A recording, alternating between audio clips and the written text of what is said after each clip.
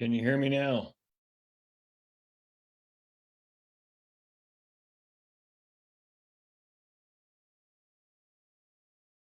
I am the great and powerful Oz.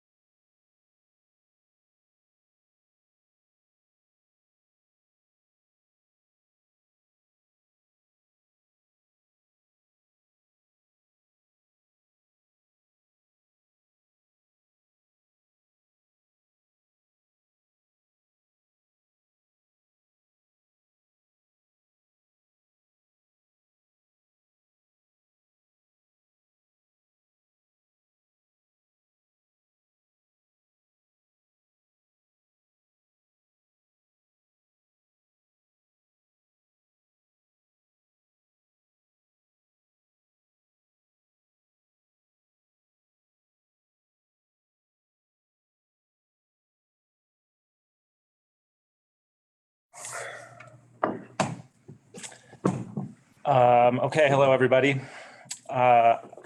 Randy Wheelock, it's August 22nd. It's our special meeting scheduled to discuss, among other things, a consideration of proposing a change in the allocation of open space funds between acquisition and maintenance. Got a few things on the agenda prior to that.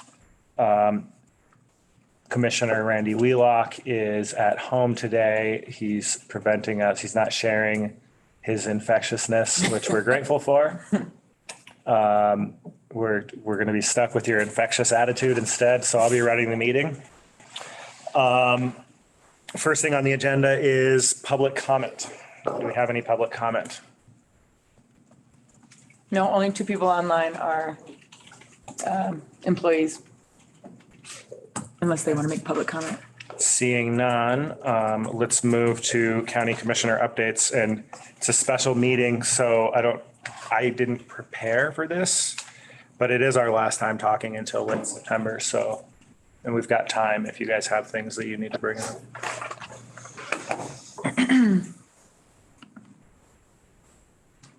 I don't really have much to update other than I'll just mention, I met with Under Sheriff Stein in his office after our meeting last week and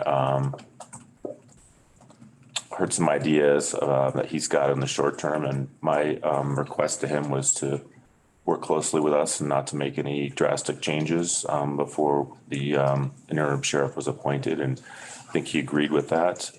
And I also asked specifically about CIT training. And he mentioned that that was something that they were making some good progress. And I believe he mentioned a class, I want to say in October. So I was happy to hear that after a period of seems like little to no progress, we're about to make some headway in terms of getting the force trained, the critical incident teams training. I think that's all I've got. Okay, thank you. Randy? Yeah, I don't really have much of anything either. That's good news. I had heard that that Sean had that visit. I heard that from Brian, and I think that's good. I just want to reinforce the idea that since our intention is to recruit, interview, and potentially, hopefully, appoint someone to have the office at least until 24.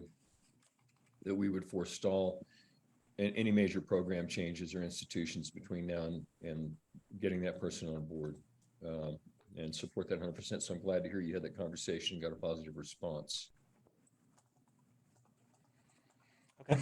I do have a short list of things.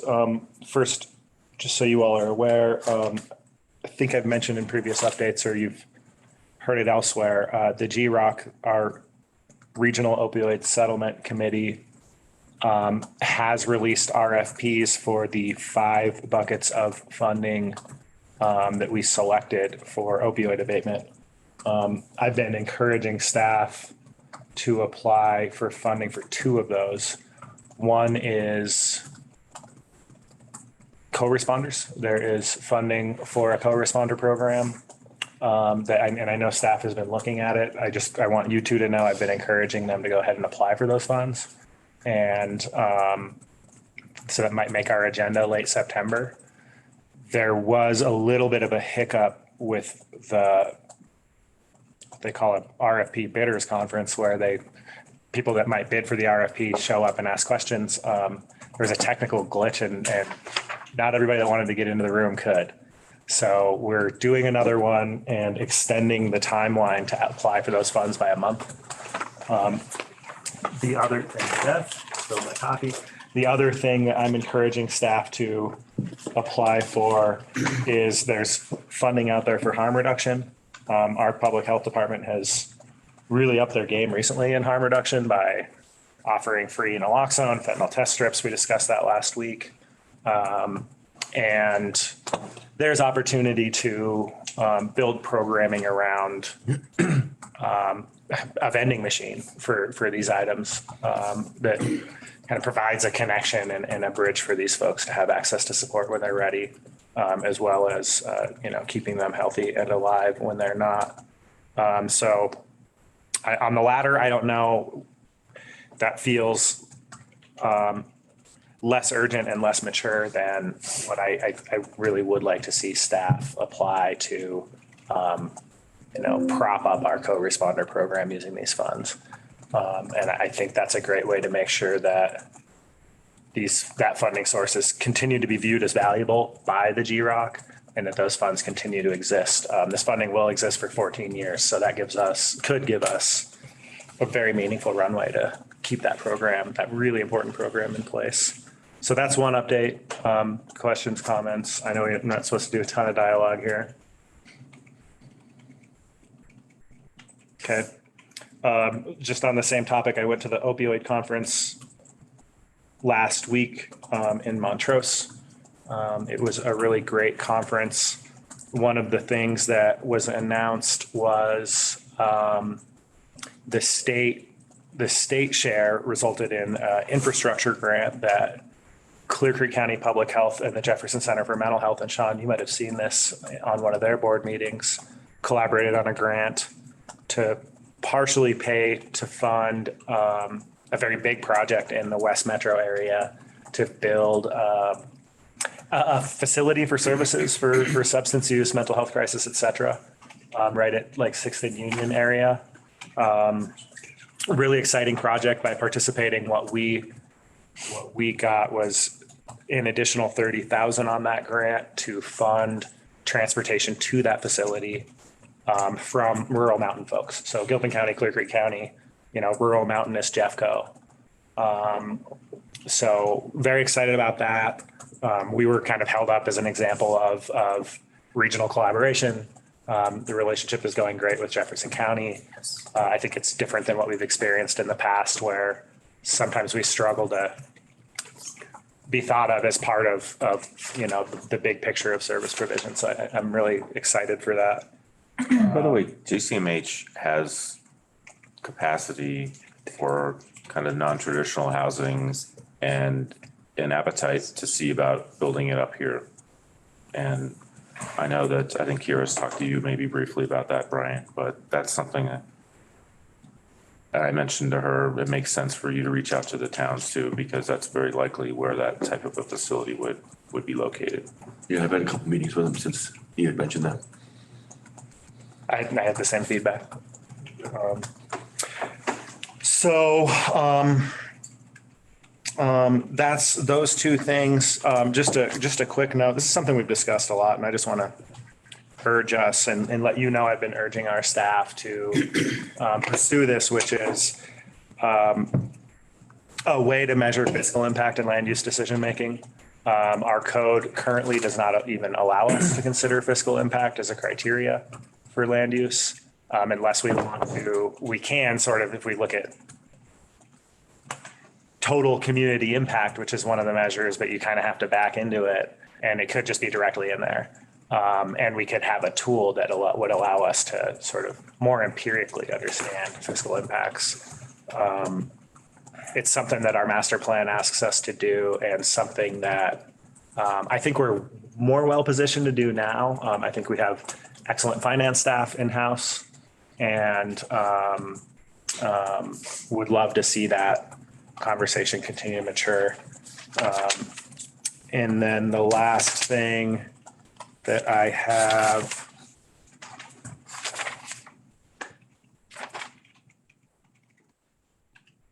Oh, there's a conversation around, this is kind of small, but I need to give you guys a heads up.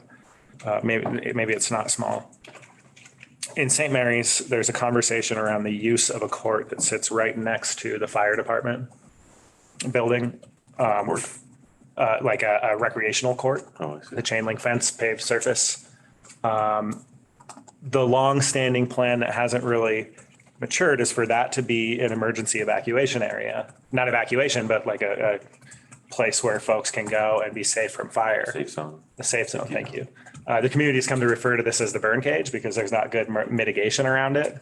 And the joke is that that's kind of where they would all go to be together in their final moments. And the fire authority has recognized that there's a need to do some mitigation, upgrade that space, and an opportunity to turn it into a helipad so that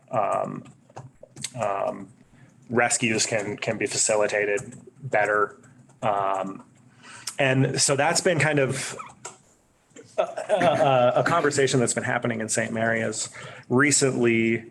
A new board, there's been some turnover on their metro board, and they have started to talk about recreation services there. And a lot of people in the community are kind of frustrated with that change in direction and are asking for the fire authority to be more, proactive about, like, here's why we think this matters. We think that we should be prioritizing community safety using this site. And so I've been asked to bring this conversation to the fire authority board and to both of you. So I'll continue to bring you information on that. At some point, it might be helpful for us to say, through our EOC and other, as a board of county commissioners, we think it would be wise for this property to, be used to kind of leverage community safety and wildfire resilience. How large is the actual pad? The size of a tennis court. It sounds like in relation to the number of people who live up there, that wouldn't be adequate or even close. I think you're right. And so there's some planning to try to make it more adequate by getting rid of the fence, doing more mitigation so it's a bigger area, preparing it for a helicopter to be able to land so that you can actually evac people out of there. There's a lot of rescues in that neighborhood. Anyway, so that's the last thing on my list. I just wanted to give you guys a heads up. They reached out to me because I sit on this board and the fire authority board, and a letter or something may come to you, or you might just hear about it and wonder what I'm out there doing. It reminds me of something else, totally unrelated, other than the fact that it's also next to a fire station. There's a home that burned in Bendemeer right across from Evergreen Fire Station, Upper Bear Station 5, and a neighbor complaining about it. I think Marion Jennings contacted me, and probably you, about it too, maybe like 6 months ago. Apparently the person who owned the house has passed away. The heir is in jail, and a neighbor is paying the taxes. And meanwhile, it's an eyesore at a minimum, and some people think it's a public safety hazard. I don't know if that's true or not, but I wonder if the county has any role here. We've already inspected it and we boarded it up. We paid to have the home boarded. Yeah, I did notice that it was boarded up. Yeah, that was because of us. We think from an enforcement angle, we've done what we can. That's correct. We've reviewed this, like on 2 different occasions, this has come up over the past year. Right. Yeah. We've talked with public health about it. We've gone through it. It's been inspected. So I guess the only way something could happen is if the owner was motivated to sell it apparently, or, I know that the treasurer has reached out and spoken to the owner on 2 different occasions, the heir, I should say. yeah. And it's kind of both in the heir's court as well as eventually perhaps the person who's paying the taxes. Yeah. Okay. Well, thanks for the update. I agree that we've kind of done what's within the nexus of our mandate, our authority, and our resources. I mean, there's a scenario where we could do more, and we would just need to have more to do more, I think. Okay, anything else on commissioner update before we move on? Not for me. Yeah. Got A something? little while ago, when you were talking about the land use fiscal thing, I may have misheard, it's possible, but I thought you said imperiously instead of empirically. And I know you meant empirically, empirical evidence to study land use cases. I did I mean could- that I strive to be more empirical than imperious. If you misheard me or if I misspoke, my apologies. More It's imperial. probably the former. More imperious. That's how we should act. Okay. Thank you, Brian. County manager updates. Good morning. Speaking, George mentioned our co-response team, Clear Creek Health Assistance Team went live this week. They did go on some calls last week. But they are out there official now. I know Megan's trying to help get the word out with respect to that team and the work that they're doing. We do intend to apply for our GROC grant related to co-response. Probably to help fund the staffing positions. The EMS fund is not gonna be able to fund that over time. It's gonna have a general fund infusion of money in order to move forward. So we are gonna apply for the GROC funds. Even with the surplus based on their tax receipts? Yes, it's not gonna. When you factor in capital needs of new ambulances in the future and all that, when you combine all that together, yeah. So we are gonna apply for those funds. We are also potentially applying for the harm reduction for the vending machine. We do need a partner in order for that to work. Someone who's gonna partner and provide services to those who are gaining access to that vending machine. And we're working on that right now, so. Just on that, I had a conversation with Tim yesterday, and the most likely partner, Sean, while you're in the room, is the Jefferson Center. And I know you sit on their board. If they were willing to participate, that would be awesome. I also encouraged Tim to not feel like he has to solve the entire puzzle in order to apply for some funding this year. And the lack of a partner, maybe we think about actually applying for a staff person to provide those services as well. It's within the scope of the funds for us to be able to do that and do the whole program in-house. So I think either of those options, any of those 3 options feel viable to me. Get JCMH as a partner, hire in-house, or buy the equipment, do our best this year and continue to iterate and figure it out. So hiring a staff person with grant funds, I didn't say this on the co-response. My concern there is when the grant goes away, how do we fund the staff person moving forward? That's gonna be my concern with GROC and co-response. If we hired someone for this vending machine to be the same thing, it'd be, where are we at when those grant funds run out? In my mind, that makes sense in the context of a couple or a few years. The opioid abatement funding is going to last for 14 at least. So in that case, I think it's a different conversation.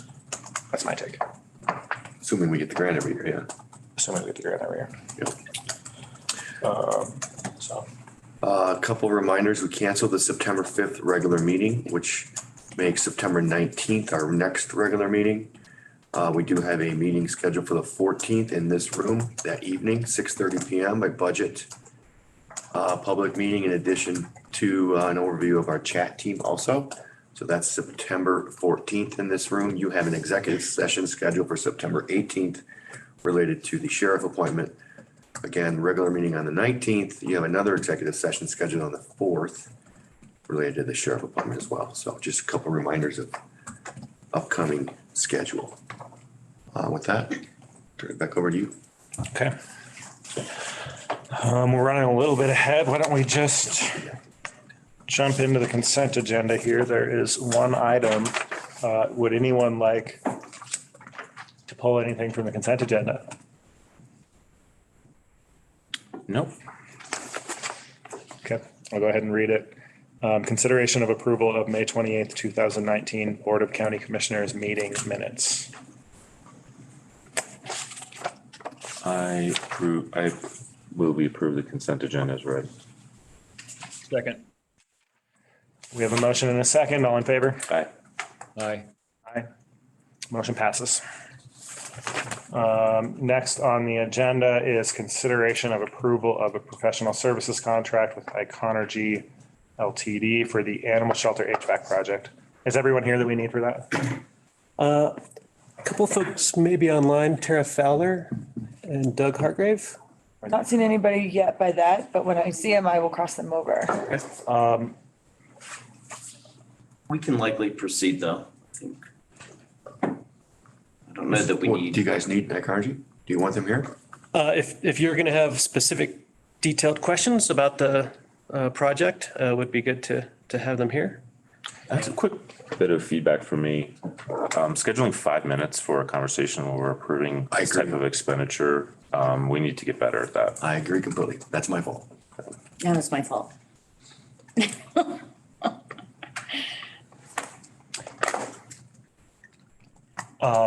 Well, let me just quickly pull the board. Do you all have detailed questions that Iconergy needs to be here for? In which case we can take a 15-minute, 14-minute recess. I would like to see a presentation and do this the right way rather than rush it, especially since we have only one agenda item on the meeting today. Okay. Given that, Yeah, I don't, pending, yeah, I feel similarly, pending hearing something. Generally, I've been favorable of what I've heard so far, but I'm, we're, like Sean said, we're being asked to make a decision about money and not an insignificant amount. And if we have a presentation that would stimulate the questions, not having heard it, I have no basis for questions. I could have gone either way because this is a conversation that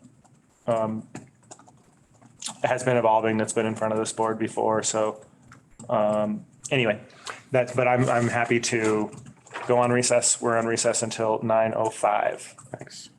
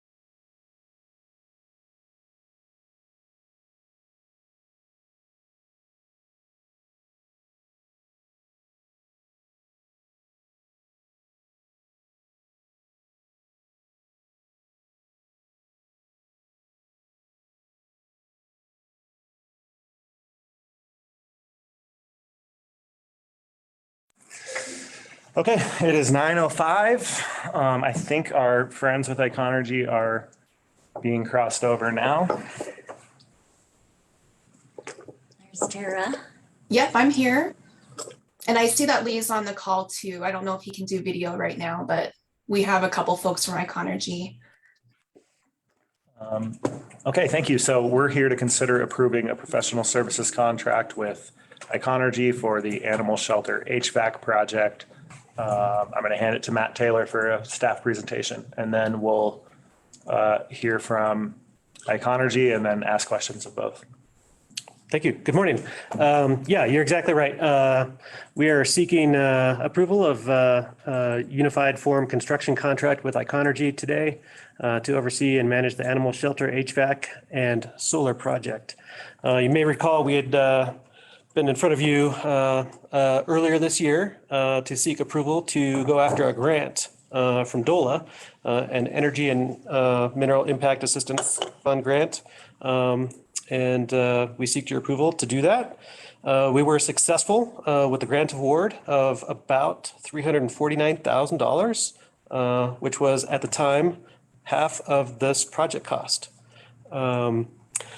Since that time, we had kind of retouched base. We had initially sent out an RFP and gotten 3 responses and information on the cost of this project earlier this year, and might have even been late last year.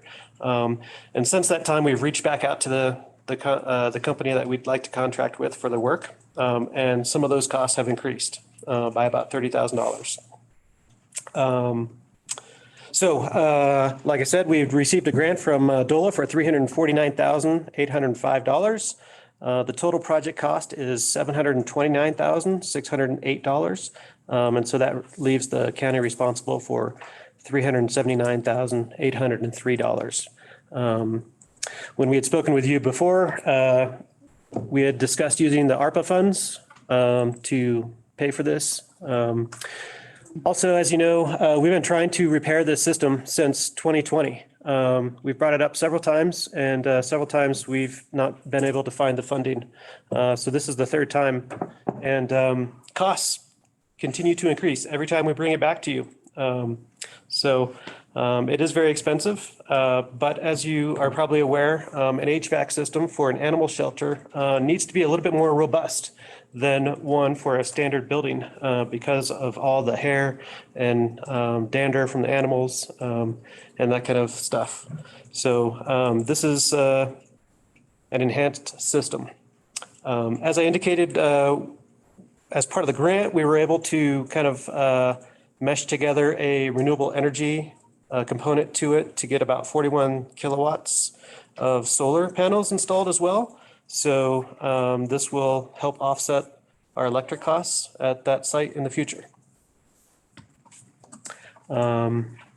We have worked with Iconergy since 2017 to do several remodels, energy efficient projects here in the county facilities and buildings. And again, we're looking to do that again. Beth, what did I miss? What did I forget? No, you brought up the part I was going to bring up where we went to bid for it around 2020, 2021. The price came back at 200. We thought it was too expensive, so we went to bid on it a second time a year later, and it went to 400. And so now we are where we are. And you're right, it's just a construction cost inflation. It's insane. The cost of materials. We did do the most energy efficient HVAC system we could get for this site. The state really wants to push geothermal, but that would have required us to change over the electrical at the site, which would have tripled the price of the overall project. And we didn't feel good taking advantage of it, taking advantage of the grant process to try and meet geothermal. So we just went with the most energy efficient HVAC unit that we could get. And we were lucky because the renewable energy piece of the DOLA grant is kind of a new fund that they have. And by tying in that solar piece, we were able to apply for that special pocket of money. So The current lead time on some of this equipment is several months. So we had initially started to, hoped to start the process in, fall, October timeframe, but the lead time has pushed it out until about January. The total project time will be about 4 to 6 weeks for the HVAC system and 2 to 4 weeks for the solar PV array.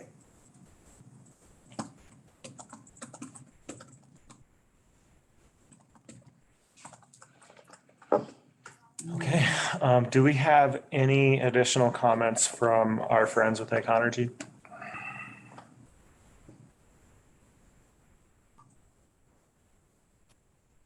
Yeah, I don't. I think Beth and Matt covered that pretty well.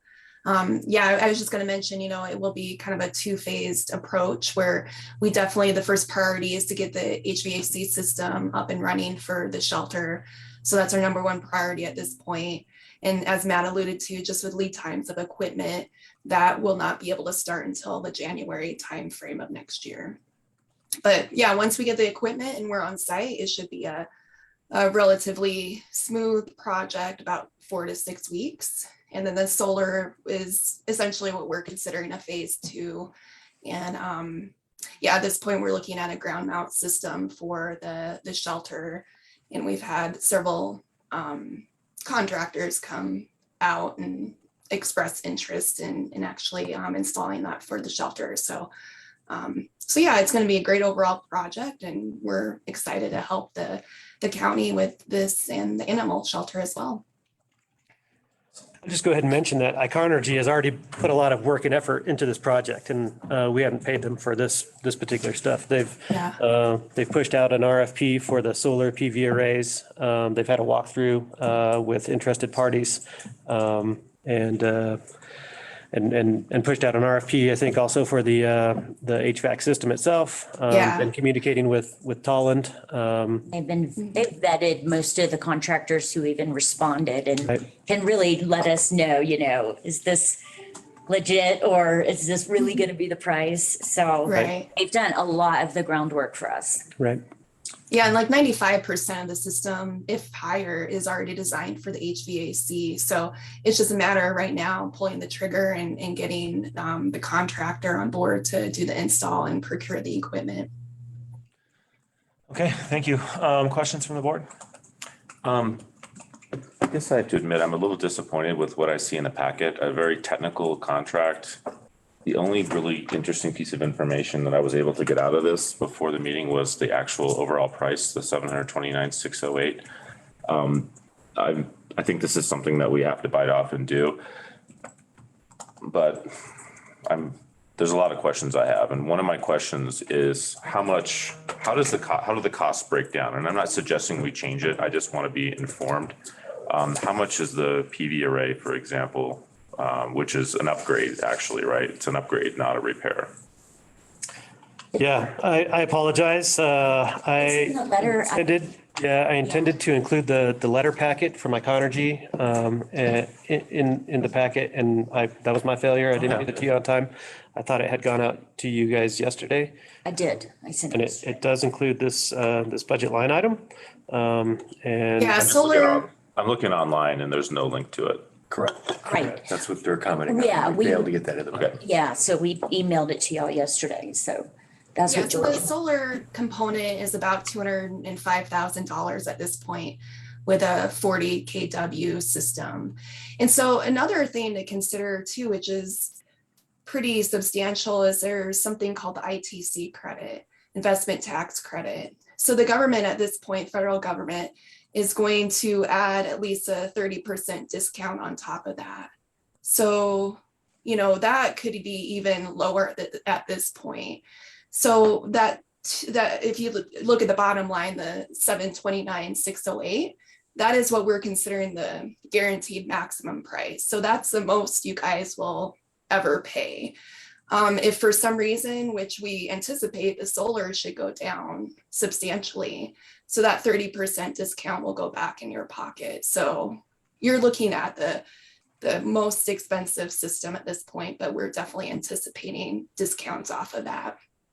So the goal then is really, unless we see cost overruns and other line items, we should come out of this project having paid $670,000. Is that correct? Yeah, approximately. Mhm.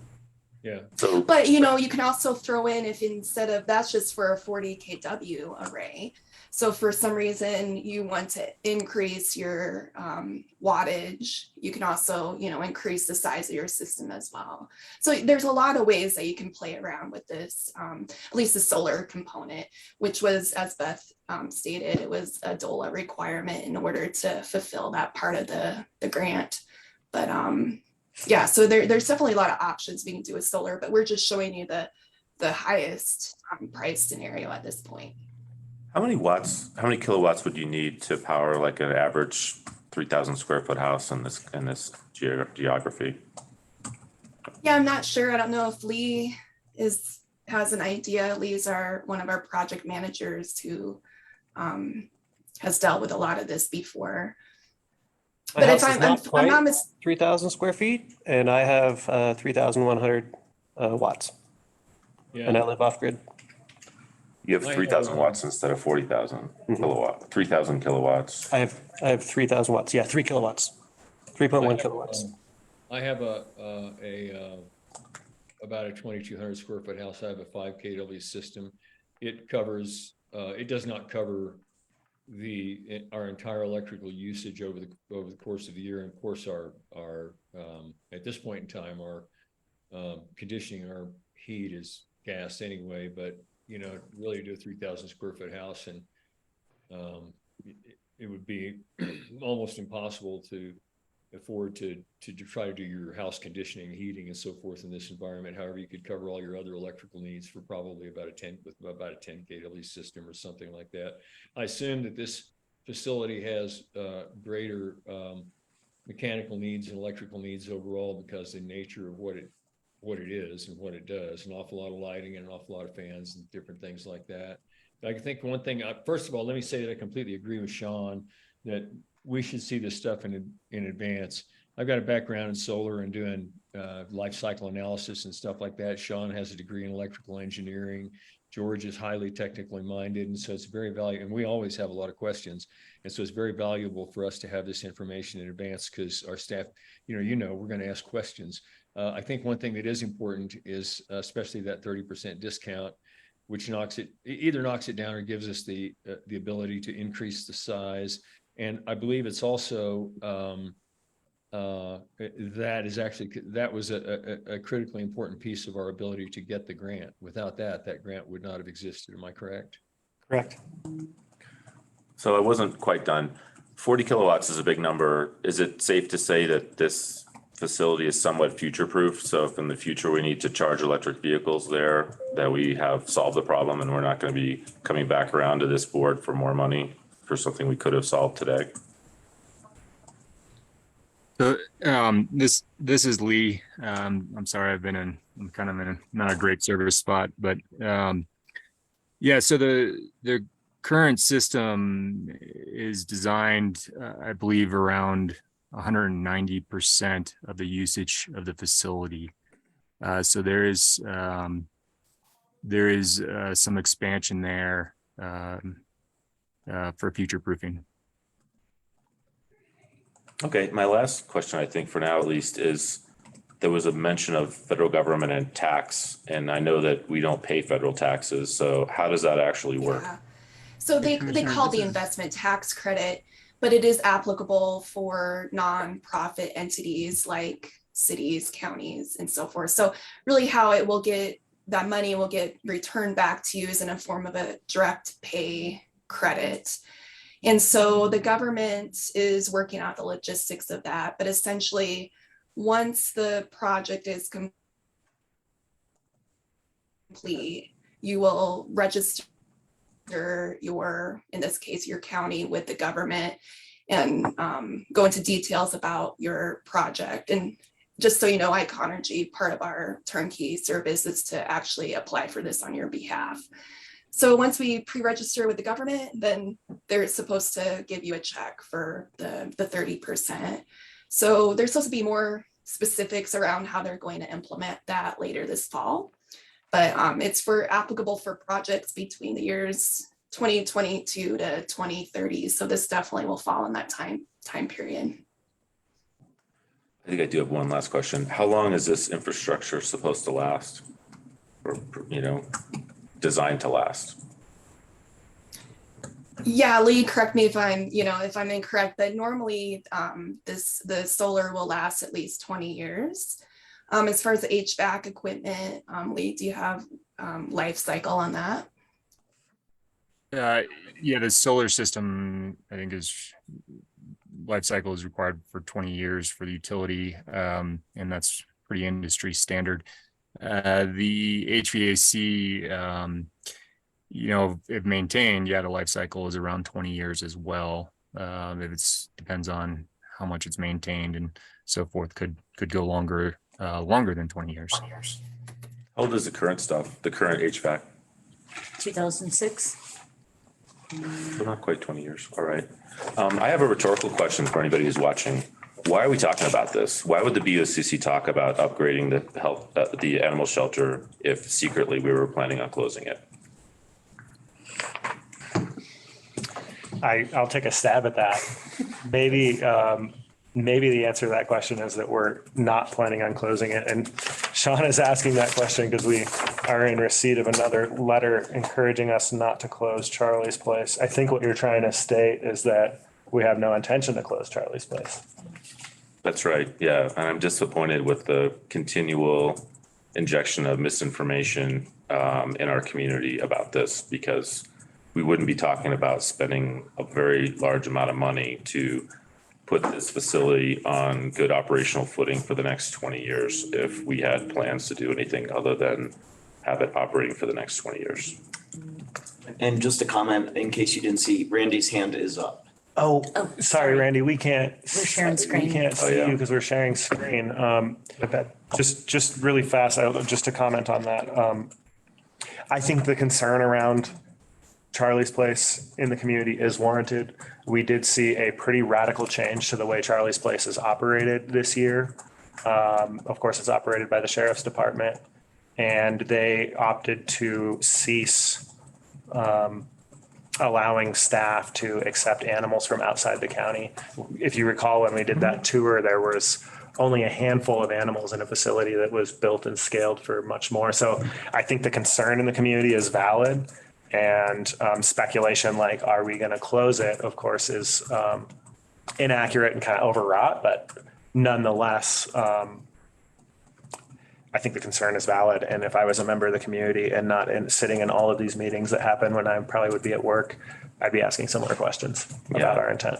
And one of the things that disappoints me about it is, as far as I understand, there haven't been any real meaningful operational savings from that change in service. Or at least none that have been communicated into this room. So Randy, thank you for your patience. Sorry, we didn't see your hand up. Yeah, I wasn't done talking either, and it's a little hard to tell when people are still thinking about talking when you're on Zoom, just for the record. So yeah, my question was, I think that goes back to a functional question about what we do with today. I heard a couple of interesting things earlier about a decision to be made. Two things that were said. Sean brought up a really important point about future proofing, always good. And then we also understand that we should be receiving a 30%, which would be about a $60,000 piece coming back, which means that we could increase that theoretically you could increase the size of the system by, somewhere around about 45% and still break even on the amount on the guaranteed maximum that we're talking about today. And two things come in. One is future proofing, and the other one is perhaps being able to cover the shortfall, since we'd be doing net metering, that this system may have relative to our overall electrical energy consumption in the building. In other words, if this system is not going to fully supply the current electrical consumption, and or we wish to future-proof, we should either give some direction today that says if we have the ability to increase the system to cover either one of those gaps, we give staff direction to go ahead and negotiate to be able to cross that bridge when we come to it and make the full and best use of and derive the best benefit of that grant. Or do we want to, if that opportunity presents itself, is that something that we want to have this conversation at a later date once the fact of that rebate becomes known, or that, investment credit becomes known? And so that's a question, I think, for everybody, and especially for my two fellow commissioners, is how do we want to handle that today? Do we want to, is future proofing and making sure that this system, since we have the opportunity to get it through this grant, because the grant is much larger than the price of the solar system, we're being subsidized by the grant over and above the upgrade of the solar system. So do we want to take maximum advantage of that and reduce our future bills by as much as possible, and also future proof the building? And do we want to just make that, is that something we want to give staff direction to maximize that benefit, or do we want that brought back to us in the future? I've basically said that twice. Thank you. That I had the same thing in my mind, and excellent line of inquiry. And it's always fun to find some stuff to discuss. My take, Randy, on whether we want to realize the savings of $60,000 or expand the system beyond 190% of current demand for energy in that facility. My take is that we should realize the savings rather than expand the system. I think, we're already building a system that's 190% of the demand for the building. It's hard for me to imagine a scenario where that building doubles its energy demand, especially one that I would be happy with. And so that's my take. I agree with that. Yeah. Randy, you are That's a muted. good question. Taking into consideration that 190% that it's already engineered for, which I didn't, it's kind of like Sean said, if we had all that information in front of us, and maybe it's in the resolution itself, but the information we were provided with didn't have that. And I didn't realize we were sitting at already double the demand of the building in our energy production. That sounds like future proofing to me. I mean, we're never going to be able to heat the building with it. We're never going to be able to do space heating, but if we can cover anything we'll ever use electrically and some, it sounds like we're future proofed. Yeah, I think so too. And I might just another comment from me around the geothermal component of this. I would have loved to see us have the opportunity to add geothermal to this project. This would have achieved what you just mentioned, Randy, which is covering heating and cooling of the building. The fact that that's not a reality is based on our local fiscal constraints. And it's just something that we don't have the opportunity to do. It would have had, I think, my general understanding of geothermal is that meaningful savings over the long run if we would have had the money to come up front to get this done. So just a note about the kinds of decisions you make in an environment where you don't have the capital to make better ones. I have it's an anecdotal point, but a good friend of mine lives in the Green Lake neighborhood in Seattle and went to the expense of adding geothermal, and it's been nothing but a thorn in his side, just from operational issues and maintenance issues and reliability issues. So that's a data point of one, but I think there might be other reasons why people aren't hopping on that bandwagon right now. Doug, I see your hand is up. Yeah, I just wanted to respond to the commissioner's inquiry around geothermal. In this particular building, the reason it wasn't practical is the electrical system was never designed to handle the load that Commissioner Wheelock spoke about and regarding the heating of that building. And that's where financially it just was easy to dismiss it as a possibility.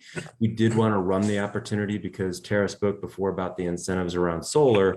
There's also incentives around geothermal. And we wanted to make sure we were looking at all the best opportunities for the county. But once you factored in the cost of increasing the electrical service on that building to accommodate all the heating necessary for geothermal, particularly given that big old mountain to the south of the building, putting you guys in shade for most of the winter, it was just astronomical. I think the payback was about 1,000 years, and it had everything to do with the expanding the electrical system, not about the technology per se. So just wanted to make sure you guys know we had at least looked at it for you. Thank you. And I could have been more specific. Of course, the benefits in my mind that I'm referring to are, reducing our climate impact, which I think is an excellent goal and worth investing in if you have the funding to do so. Yeah, I think one thing the thing I noticed doing life cycle costing about 40 years ago on this was that it began to occur to me that the economics, when you see really, really incredibly long paybacks, it's a pretty good indication that the climate benefit may not be there as well, because the money is tied to a lot of embodied energy and a lot of other things that could be done with that money that could better benefit climate when the efficiency level is so low. Like you said, you need the heat in the winter, and that's when the sun is low. And so the sun doesn't come when you need the heat. And so that's the problem is the whole system. So, and that's the great challenge in the electrification of buildings across America, is making sure that the wire comes into the building is carrying something that was produced from a renewable source to begin with. And we're only sitting at gross energy consumption total, counting all the carbon use of energy. We're only sitting at about 4%, 5% maybe renewable production of that load. If we were to dump all that onto the grid today, first of all, we wouldn't have enough power there. And secondly, it would take a while to do that. I'm all for it, but it's got to make sense. You've got to spend the money where it works and has the greatest impact. And thank you for helping us do that. Pointing out to us that there may be 1,000-year payback on that one piece. Okay, so I think that we have, thank you, Randy and Sean, you guys had it right, that it was worth waiting to have this conversation with Econergy here. I think we've come to a conclusion here. I think I'm ready to hear a motion about the contract. And I also want to make sure that it's clear. I think the board wants to establish direction with respect to how to use the savings. If there's 30% savings in that photovoltaic system, roughly $60,000, whatever they end up being, we want to not use that to increase the size of the solar system. We want to realize those savings and get the cash back into our general fund. Is that correct? Yep. Okay. I believe so. Yep. Considering everything else that they pointed out. That said, do I hear a motion? I move that we approve the unified form construction contract with Econergy Limited for project management of the animal shelter for the HVAC solar project. Thanks, Randy. Before I second, I just want to mention, I did have some process frustrations today, but I really appreciate the work that staff has done, and Econergy, you guys have always been a great partner to us. And I'm happy with the outcome, so I second that motion. Any further discussion? Only that Sean's right. It's clear that we needed more than 5 minutes or whatever. No, nothing else. Okay. Thank you. All in favor? Aye. Aye. Aye. Motion passes. Next item on our agenda. Thank you, Econergy and staff. We look forward to seeing this project proceed. Next item on the agenda is consideration of approval. Thank you. Thank you all. Thank you. Consideration of approval of resolution number 23-49. We're discussing the possibility of asking voters in Clear Creek County if we should change the allocation of the open space fund between management and acquisition. Rather than try to explain all of this myself, perhaps I will pass it over. Am I passing it over to you, Peter, or you, Brian? Pass it over to. Brian has his finger up, so I think he wants to speak to it. I was getting mixed signals because I see Peter's. Peter drafted the ballot language.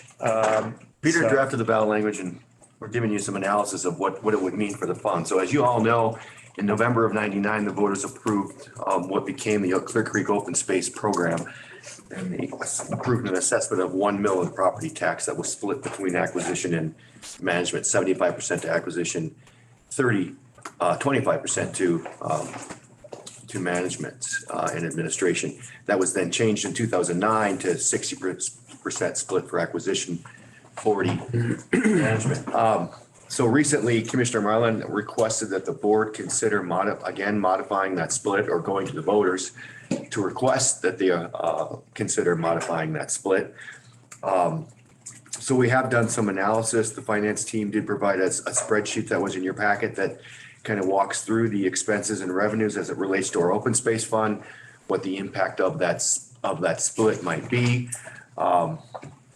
The Open Space Commission themselves have considered this item twice, very briefly, where we shared with them at their July meeting that the board did request that we come to them and ask that they have a conversation about it. Then again, in September, the Open Space Commission met, reviewed the same or a version of the spreadsheet that we've continued to enhance. So we walked them through that same spreadsheet. After a lot of deliberations on their part, they approved and a 5-2 vote to recommend a split of 90-10 go to the voters, 90% management, 10% acquisition. So with that, I think I'll turn it back over to the board that you can make a decision on where you want to head from here.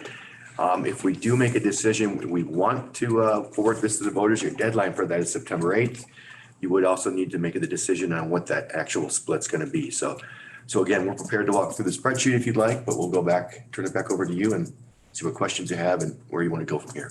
Yeah. I guess one more thing. One thing you note that's not on the agenda memo is a staff recommendation. And that's purposeful as we really don't have a recommendation here. We could go either way.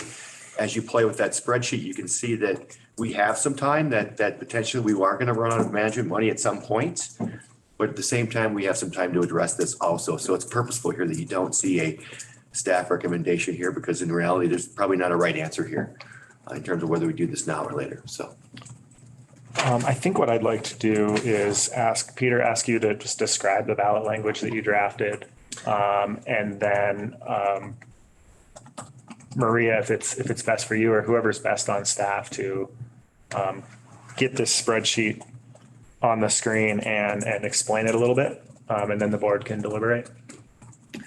Okay, so the resolution, of course, goes through the standard protocol of how we bring the ballot language forward to the public for the voters to vote on. This is for the upcoming election. The ballot language, the way it's drafted, is very similar to ballot language from a number of years ago where the similar question was asked of the voters as to change the allocation of how much of the funds from the open space tax go into the open space trust fund, which is essentially used for development and purchase of and investigation into acquisition of interests in land, typically open space land, and how that money is used.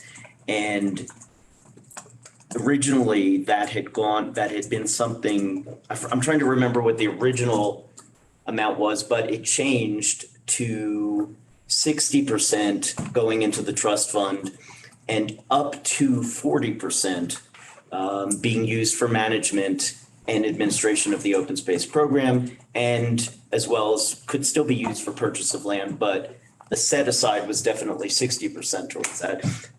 That was approved by the voters a number of years ago, and this language basically asks for a reallocation again based on numbers and the presentation that Maria will go into as to whether or not that makes sense at this point, but it allows for the board to reallocate that money.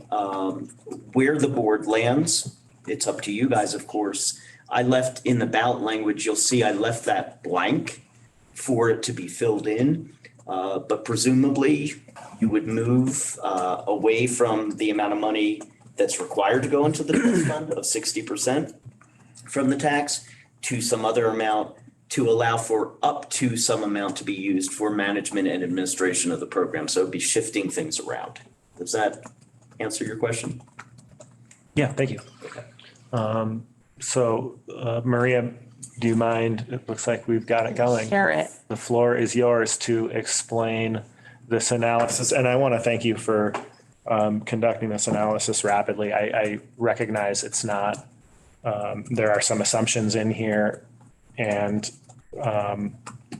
want to thank you for doing your best to provide good information and with kind of a lack of long-term policy direction around what the vision for management is on open space. Thank you, Commissioner.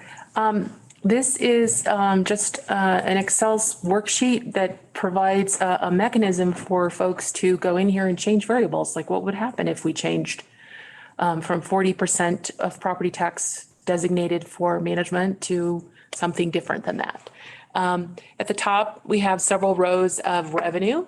First, we see the property tax split itself, as we know that there is voter authorization and voter direction that says 40% goes for things other than acquisition and 60% needs to be preserved for acquisition. So that shows that split in there for 2023.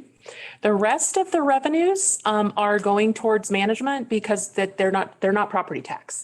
And historically, in looking at how Open Space Commission has managed this fund, the rest of the revenues go for management. If you scroll down a little bit more, Megan, then we get into expenses. 2023, this is exactly the budget. This is the budget that the commissioners approved. And we have half of a person in here, Martha Tableman, our open space coordinator, half of her salary and wages or benefits are in here. There's some projects that were planned for this year. That's that project line item. And then ongoing services are things like a porta potty, things that are being administered and managed year after year for the open space. The general fund trails team, that line item. In 2023, in the budget, there was some effort made to identify what time of theirs would be on what specific projects. So that $47,000 is related to their salaries and benefits, the trails team, and them working on those specific projects that you see in that line item 2 rows above.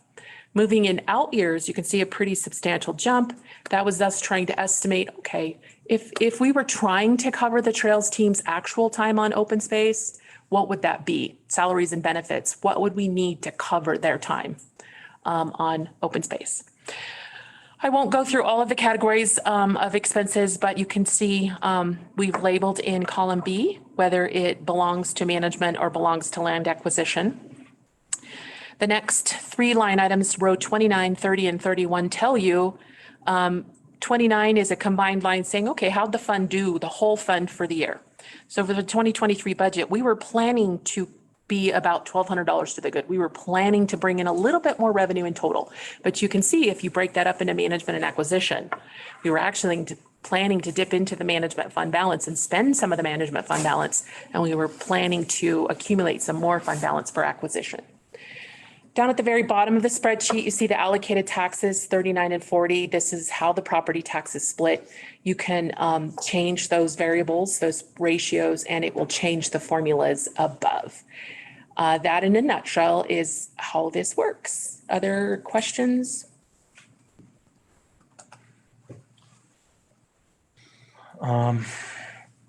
Board, questions for Maria on the spreadsheet? So the bottom 4.6 is basically just a number to provide income from the fund balances. Correct. The average fund balance, 4.6 historically. I mean, today that sounds very, very reasonable, right? It wouldn't have sounded reasonable 2 years ago. No one was getting 4.6 in a government, but historically, if you go look at Fed fund rates, like 4.6 is kind of a good average. I hope we're not getting 4.6 in 2 or 3 years. You hope it's higher than that, or you hope it's gone back down? Yeah, exactly. It does create its own sense of problems, doesn't it? It does. An increase in rates, yeah. But it is tied to the fund balance and generating income. And because we're just trying to use an average, so. You can't see Randy. And Randy, if your hand is up, I can't see it because we're in presentation mode. So I wouldn't blame you if you just jumped in with your voice. Do you have something to say now? I can. First of all, I'd like to thank you guys for Maria and Brian and everybody for jumping. I know that I had my 1-by-1 with Brian and I had a few questions and I asked for some things to be done and they were done very quickly. And by Friday, we had a new spreadsheet back that had some new stuff in it. I think that we have asked, and there's been a sense of urgency that has been expressed to staff. This is something we need to consider, and we've suddenly realized we only had one more meeting and we failed to get it on the last meeting. And so it's caused some questions to be asked that have caused staff to need to throw some stuff together pretty quickly. And as I look through the sheet, it's clear that our inability to get those questions to you and those requests is reflected in some of the details in the sheet. I did note that I didn't see any of the percentage of interest as an example that was earned on the fund balances accorded back or apportioned back to acquisition. But as I look at some of those kinds of things, they were like last second deal. And I realized that this is an informational sheet to kind of advise us. And I found a half a dozen little things like that. But in playing with them, I didn't see that they didn't make any really big differences in the fund balances at the end of the day. There were two or three items, three different items that I thought of and played with extensively yesterday.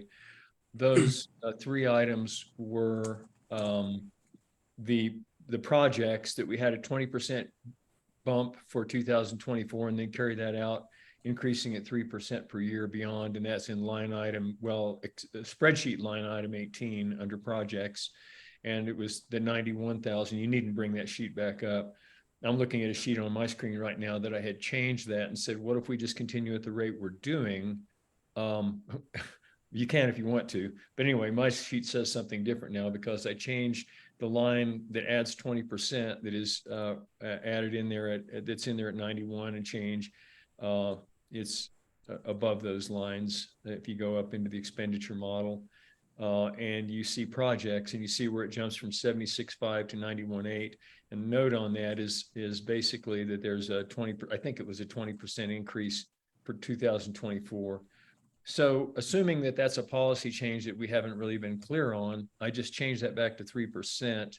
I also noted that down in the land acquisition that we show no more land acquisitions forever, or at least for the next 10 years. It's zero. And yet we show land acquisition costs. So I put in land acquisitions at about 100,000 a year going forward to see what happened there. And when you think about land acquisitions, 100,000 seems like a lot of money. When you think about having just gone through our equalization hearings, we, that's about 4 mining claims worth of sheep keep or something like that. They're not really huge expenditures. That's about what you end up paying for some of these unbuildable mining claims around when you do have opportunities and they present themselves.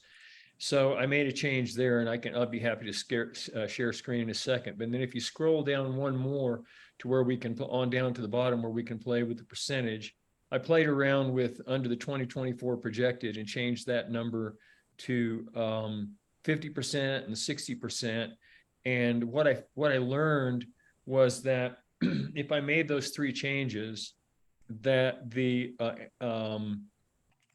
fund balance for acquisition remains stable with approximately $1 million still there in case that, sweetheart deal for a particularly important piece of land came up that we recognized had incredible wildlife potential and little commercial value to develop, that we would have the ability to get into something, or at least some projects like that when they did come up in the future. So we'd maintain that fund balance for that purpose.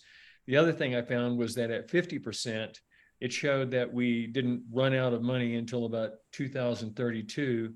And at 60% in 2032, we would have about a little under a $300,000 fund balance left in the management fund. And the significance of 2032 is that's when the next two county commissioners that get elected to replace Sean and I, presuming that they ran for a second term and were reelected, it gives them their entire 8 years to work with this and adjust again if necessary. And towards that end, the open space recommendation notwithstanding, I couldn't find in this spreadsheet, once I started playing with some of those numbers and applying what seemed like some common sense principles to just those three lines, I couldn't find a compelling reason to go to the 90-10 at all, or the 10-90, whatever you want to call it, changing 640 to 1090. It seemed to me that we either needed to leave it alone while we get ourselves on a solid footing with open space and what our policies are for the future and get those policies stated, or using common sense. I think it's clear, and this is especially evident from my work over at NOCO with the Forest Service and the Park Service and CPW and everybody else, that it's clear that local, state, and federal governments are all struggling with maintenance and management funds. I think we could keep the spirit of our open space original measure intact by doing something that's less onerous in the 50-50 or 60-40 range.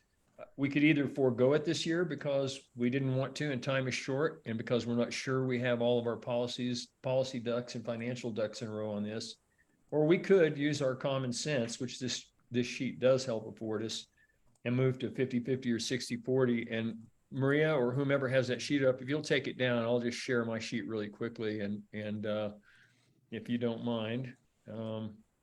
Randy, speaking for myself, I was able to follow what you were saying and think I understand where you're going. Sure, and if I can just show it, since I showed it, just to make sure, because it would, I know you've been into this and looking at it really hard, the sheet over the weekend, probably like I was, and Sean has too, and I'm guessing. And so these are the three basic areas that I changed that you see right now, the yellow on stage. What I did was slightly reduce the management, the projects part of management. I put in a 3% increase to the $100,000 from 2023 for land acquisition across.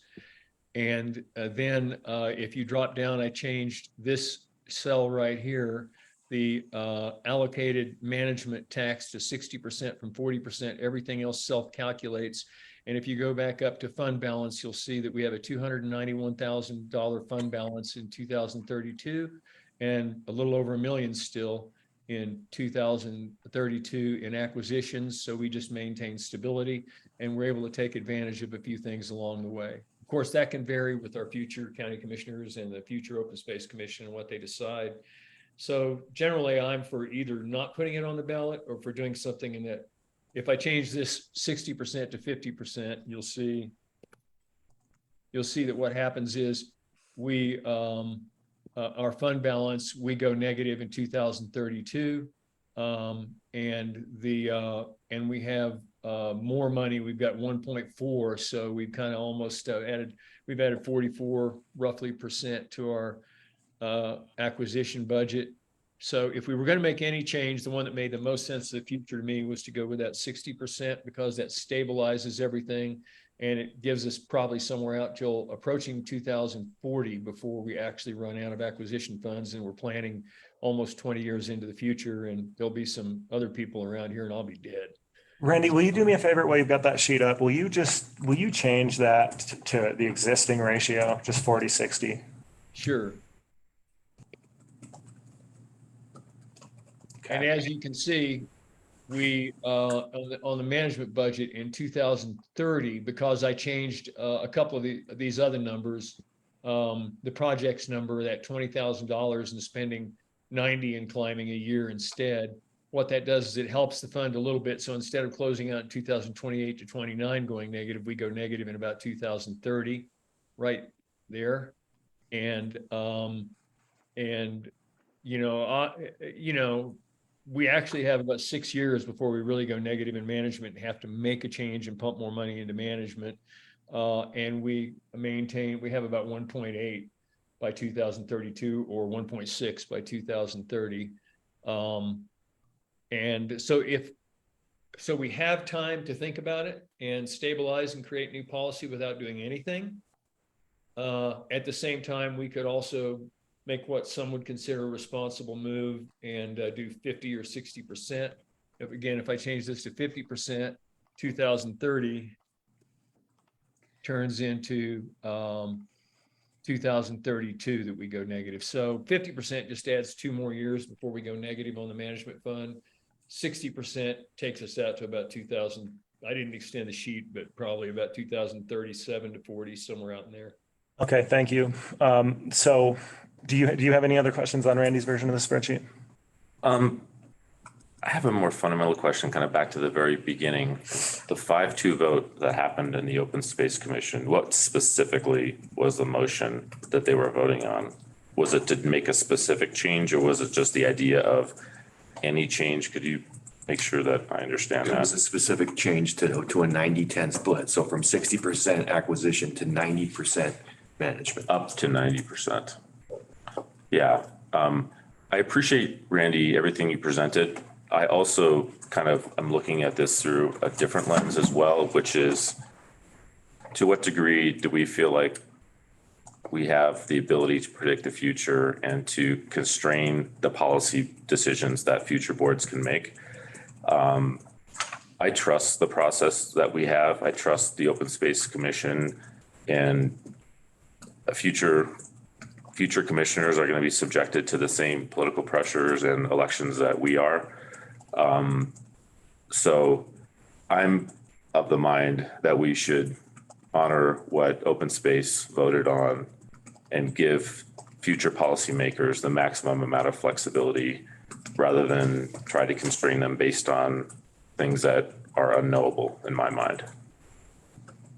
I think what is knowable is the spreadsheet gives us a fairly good indication of what we think is going to happen in the future. What's unknowable is what policies that future commissions can decide to make based on their view of the value of open space. My view of the value of open space is that I think the two questions about what open space said to us is that I know it was a 5-2 vote. I know at least one person has said they wish they had not voted that way. They were wrong. They felt some level of pressure. I've heard. I don't think we could seriously consider that, Randy. Excuse me, this is when I'm speaking. These are conversations I've had with Open Space. They did take the vote, but I know they said they felt that. And so it's not as clear cut that there was this unanimous decision or even close to unanimous that these people really felt this. And it was without the full benefit of the things that we're talking about right here today, based on the conversations I've had with them. My own view is that we're not making any more wildlife habitat. We're not making a lot of things like that. We can't invent any more of it. And so to not acquire anymore is a decision that someone can make.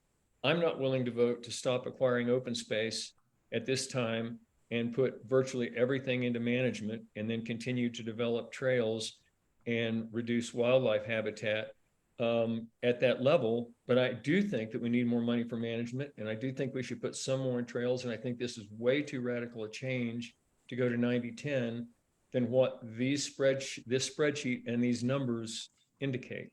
And so my position is that I will not vote for 90-10 today. And the most 60-40, and that's where I'm at. And maybe somebody else wants to, you two guys can do something different, but that's where I'm at. Yeah, thank you, Randy. To try to get this conversation to proceed, I'm still in a mode of like talking about observations from these numbers. If you could please end your screen share so that I can see your face in all of its fullness. That would be infectiousness. Is that what you're saying? Well, you fortunately you're not here, so. So here's my takeaway from Maria's original spreadsheet, and thank you for doing this. And Randy, from your spreadsheet, this model changes fairly dramatically based on minor changes to assumptions about policy direction moving forward. If we do something like assume we won't do any more projects, then this changes a lot. If we were to assume that there's a lot of projects we have in mind for management of open space, then we need a lot more money for management. My big takeaway is that we don't have clarity around our vision for the management needs on open space today. And both your version and Marie's version of this spreadsheet show that we don't have an immediate problem to solve. So we don't have an immediate problem to solve, and we don't have a clear vision for what kind of management activities we need. What I suspect is that even in Maria's spreadsheet, we're understating the need to spend money to manage these properties. What I believe is that historically, we have shortchanged the management of these properties. And this board has done a lot of work to reform the relationship and the role of open space so that we can build that clarity around the use and management of these properties. Something that occurred to me was that in the management conversation to date, we haven't discussed forest health, fire danger, or anything else. And I think so all of that said, my take today is that we don't have a problem to solve.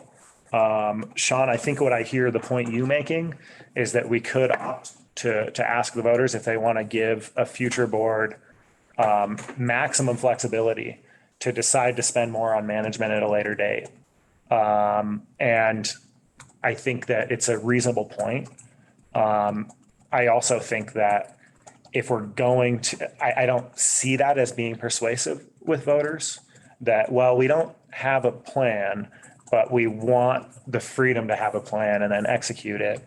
It's probably not a persuasive message. And so I think 90-10 probably struggles on the ballot. I've had a lot of conversations with folks, in the conservation community that were sort of the initial energy behind this fund in the first place. I'm hearing, frankly, some skepticism that we need to spend more on management. And we don't have a way to articulate that we need to spend more on management because the vision hasn't been created. So at this point, I think the best thing to do is probably let this situation that's not urgent continue to mature. Let the relationship between open space and staff and the board in this new setting continue to mature. Build a vision that we're trying to build for the management of these places and for our strategic acquisitions, and trust a future board to come up with a ballot measure that's based on a vision rather than based on a desire for flexibility or in my case, I was thinking, well, maybe I can trust myself to be more balanced in a future board. And maybe that's a reason to do this now. But really, that doesn't make sense either. I think to your point, Sean, we should trust the process and that a future board is going to be as wise as us and let sleeping dogs lie and really ask. I think this conversation can proceed in a way that if that is the outcome, that we make some observations and kind of clarify what we're asking the Open Space Commission to do, really focus on this conversation and build a high level vision. But I've been I'm verging on a filibuster at this point. So let me stop there and hear your reactions to kind of that approach. I have a follow-on question, probably for Brian or Amy. Where did 90-10 come from? I can comment a little bit on that. I mean, I think one of the things we wanted to do was. I mean, it came from us or it came from the open space is really what I'm asking. I think it came from us. But it was based on the notion that I don't really remember, 80-10. It was the 80-20, 90-10. I don't really remember where those started, but those were the two options that were being discussed. Yeah, I mean, in some ways, it kind of doesn't matter because they have the opportunity as a board that advises us, or commission that advises us to say, you know what, 90-10 isn't really right. We want 70-28 or whatever. But I'm fine with postponing this or taking this up in the future or never again. The one thing I would like to point out, though, is at some point there'll be no land left to buy, right? And maybe you have to go out a million years or something like that. So the fact that we're heading towards more management for land that we've already bought and not buying anymore is a natural thing, and it's inevitable. And I would also say we're the only county I know of that doesn't even advertise the resources that we purchase and maintain. When you go out on I-70, there's no brown sign that says Floyd Hill Open Space. When you're behind the high school, there's no sign that says Pat Creek parking lot to access our little piece of open space that's next to Beaver Brook. And it's probably more of a policy decision that's there, but I want to send a message to the open space that I appreciate all the progress that we've made over the last couple of years, and I'm personally not going to second guess a vote that you guys made, and I'm not going to try and reinterpret what you have made a recommendation to us. I'm going to honor that. But with that said, I'm fine with doing nothing today also. I think, Sean, you're absolutely right that, I mean, to me, it's clear that we need, even if we didn't build another trail, that we need more funds to manage what we have carefully.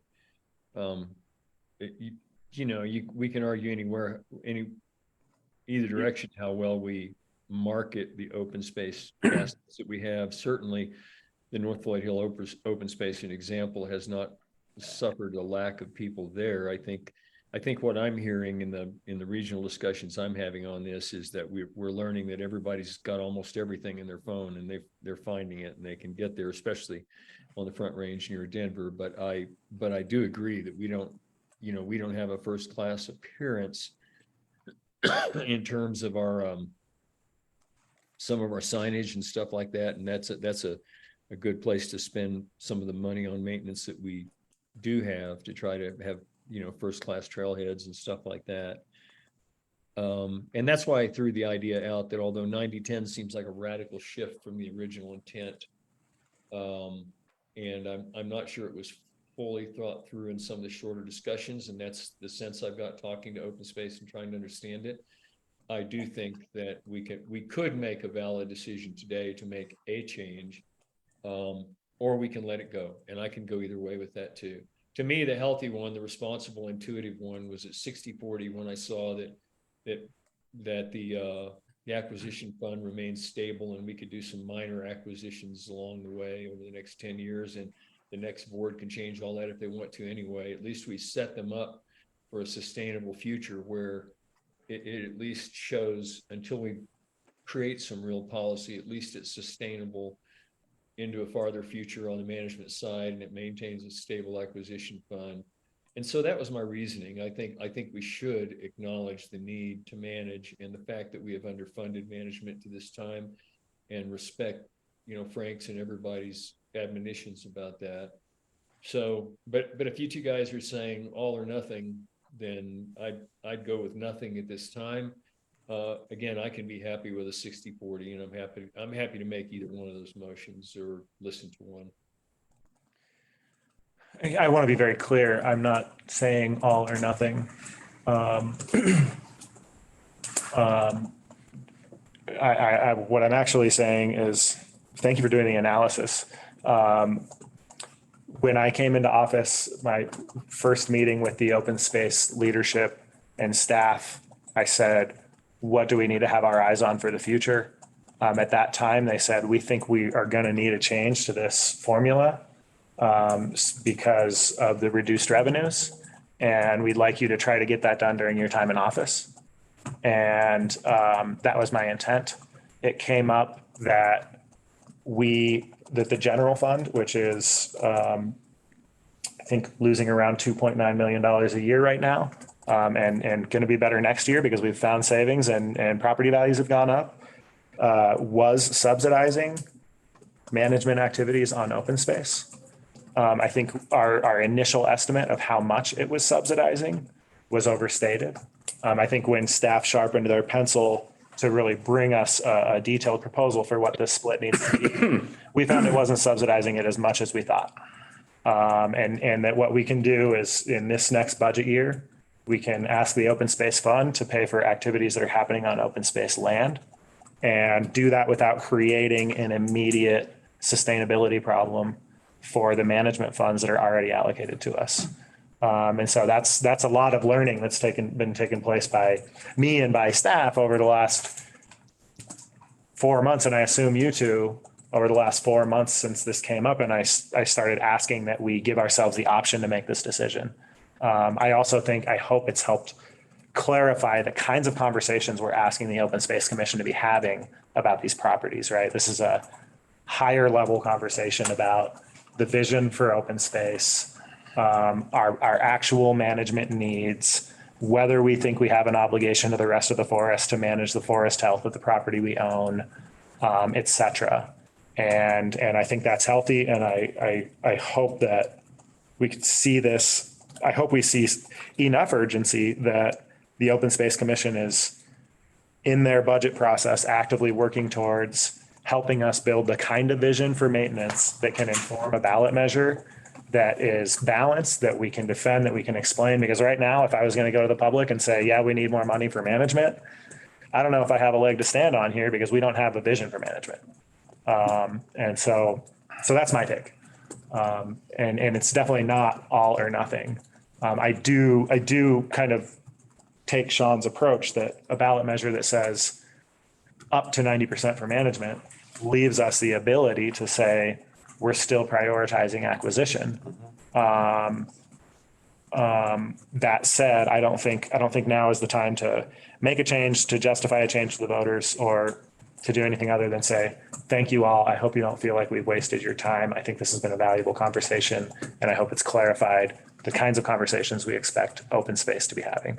Yeah, I appreciate that. I agree with that. I guess the other observation I have is one thing I appreciate about this board, the three of us, is we have a history of taking the time to reach consensus, and we don't have consensus, but there's really no urgency either. So there's no need to force something forward that doesn't have the full support of this board. And then the other observation I have is it's a new day in the Open Space Commission. I mean, we have had a tremendous amount of conflict and focus on things other than creating a strategic vision and working hand in glove between the BOCC and the Open Space Commission. And as far as I'm concerned, that's past history that I'm never going to bring up again in this room. But what I think it means is it gives us the opportunity from now until the next election to make a lot of progress that, due to the things I just mentioned, we couldn't make before. And so I would rather come back around at this with the opportunity to have a 7-0 vote on the Open Space Commission and a 3-0 vote here. And I agree with George. I mean, we don't have anything resembling a strategic plan that would indicate what types of numbers best serve the taxpayers going forward. And the spreadsheet that we have is better than nothing, but in my opinion, not a lot better than nothing. And that's not a swipe at staff. I mean, it's basically, like I said, we're trying to pretend like we can imagine what we don't know, and I don't think we can. So I think we should revisit this next year. Is it safe to rephrase what you're saying as staff putting together this spreadsheet really with a really lack of a vision or policy direction around what we're trying to accomplish? Right. It's basically just a projection of the past that was also not informed by a strategic vision. I think I agree with both of you on that. And the only reason I threw out that 60-40 and made an attempt at landing on something was that we have crews in the field today and they are spending money based on, so I tried to work with that historical data, our historical acquisition costs, looking at about the fact that we've been on average since we created the Open Space Commission and the Open Space Program, we've been acquiring about 170 acres a year. And so I tried to look at that and our values of land and some of our past acquisitions, and then come up with something that at least matched what we've been doing. Not that it was created with a strategic vision. I completely agree with you, Sean, and we have failed to come up with that strategic vision until now as a board ourselves, and been able to get there. And I think we should work on that over the next year and a half. I mean, maybe we would decide to go next year with something. And so my 60-40 was simply to say, let's be responsible, honor the fact that they did ask for change. Frank's been talking about it as an example for a long time. Let's at least put sustainability on the plate at our current level of operation that is responsible into the future. And so I would have been happy, knowing that almost both you guys sounds like the motion would die for the lack of a second. I'm completely happy with nothing, just like you guys. And I would have been completely happy making a motion for 60-40 so that we create that sustainable model of the way we've been operating as we look towards the future. The only real disadvantage of that to me, because it at least takes what we're doing, what we have to do to take care of the land we've got right now, and that's the minimum standard, is that it at least stabilizes that and makes sure that it doesn't take a penny out of the general fund. It honors the fact that Open Space acted for change. The disadvantage is that we don't want to run ballot measure after ballot measure after ballot measure. And it very well could be that next year or the year after, we'll have a more vision informed ballot measure. And we don't want to go to them 1 or 2 years apart. And that's a really good reason to not do it right at this moment. But like I said, I could go either way. I could create something that could allow somebody else 4 to 6 years from now to do it again and say, now we have an informed vision, or I can let it go. And it sounds like if I say, I move that we make the numbers 60 and 40, it'll die for lack of a second. That's what I'm hearing on around the table. So I don't think I heard you make a motion. I think I heard you say if. I appreciate the point that we don't want to go on the ballot for incremental changes year after year. I think we would be harming the process to do so. I think if you did make that motion, I think I would not second it. Actually, Second it, but I would vote against it. Same, Sean. well, there we go. So I don't think we're going to hear a motion of any type on this resolution. I wonder if the board wishes to have are there any conclusions from this conversation that we want to sort of express to the Open Space Commission while we're on the agenda talking about it, or should we end the conversation here? I think ending is good with the one exception that I think asking Open Space to think about everything that was said here today and come back to us with a recommendation about how we can help inform the future with policy that we can work on over the next year, so that a decision can be made for next year, maybe the year, the year after. Sean and I will be gone, but at least begin to inform this process, because it's an area that we have failed to provide policy guidance. And I'd like to do that. It's a subject that's near and dear to my heart. So I wouldn't mind, we asked, I think at our last retreat, it's like, what do we want to get done? What does this board want to get done? I think this is something we should get done, is to help mature this conversation to where we can come in with an informed consensus to move forward with something that both the Open Space Commission and the Board of County Commissioners have consensus on, or willing to put on the ballot.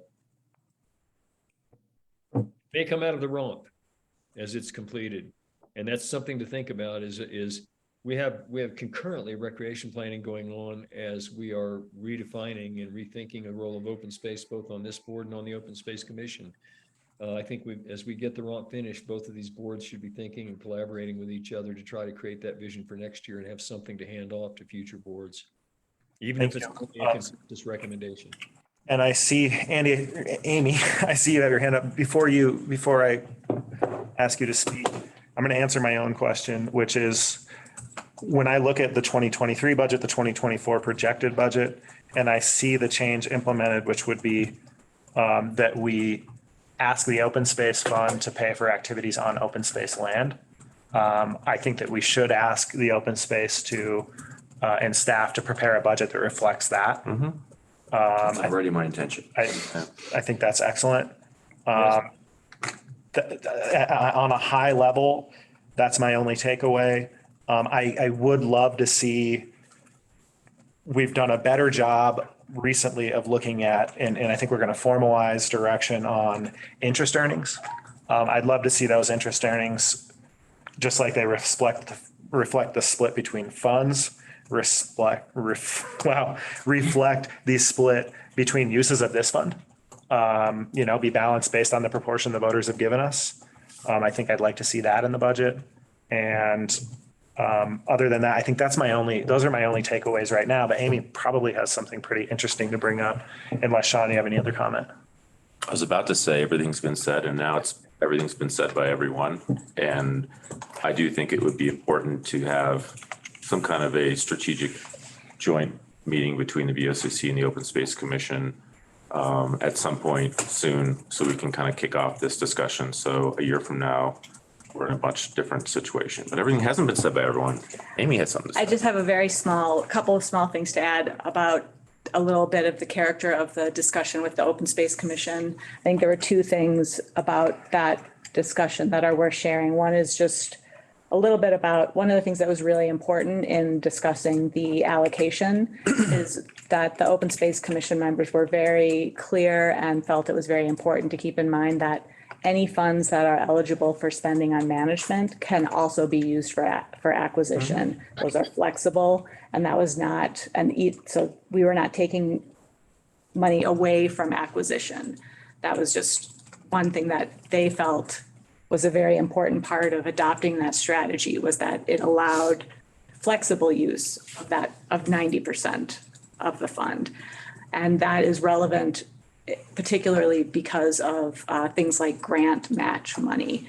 We can't use acquisition dollars for grant match money. They're restricted to certain types of use. And that's one other factor in terms of how deeply and quickly we deplete the fund balance. So those were really just the two relevant points that I hadn't heard mentioned today that have to do with the timing and the amount of time and all of that are relevant.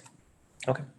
Thank you. I think I really agree, Sean, with what you said as a takeaway is that we just had this conversation on this board, on that board, having a joint meeting to kind of discuss how this conversation went, what it means for the future, et cetera, I think makes a lot of sense as subject matter for a joint meeting. Maybe we set a goal to try to have that this calendar year, or is that too soon? I think so.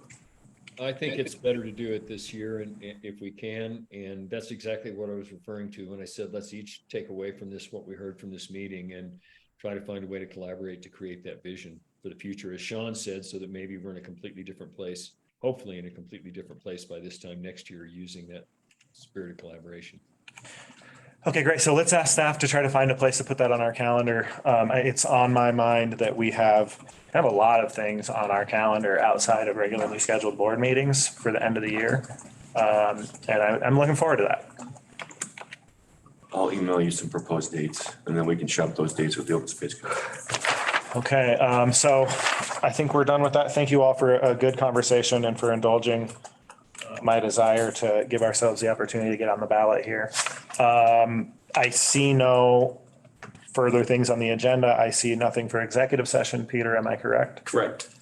Okay, we are adjourned. Thank you, everybody. Thanks.